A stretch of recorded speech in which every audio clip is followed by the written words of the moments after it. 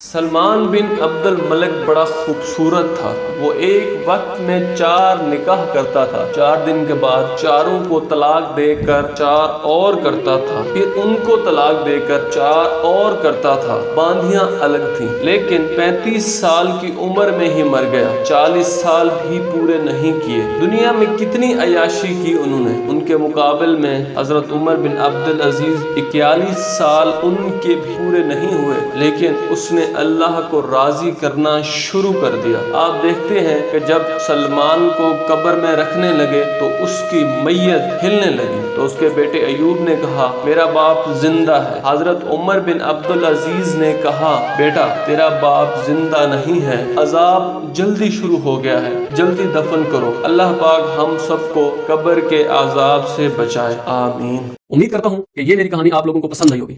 اگر آپ لوگوں کو پسند آئی ہوگی تو میری ویڈیو کو لائک کریں اور شیئر کریں، ایک اچھا سا کامنٹ بھی کر دیں۔ میرے چینل کو سبسکرائب کرنا مت بھولیے گا۔ اگر آپ لوگوں کے پاس بھی اس طرح کی کوئی سٹوری، کوئی کہانی موجود ہے تو آپ کامنٹس میں لکھ سکتے ہیں اور میں اس پہ انشاءاللہ ویڈیو بناؤں گا۔ اپنی دعاؤں میں مجھے یاد رکھیے گا۔ اللہ حافظ۔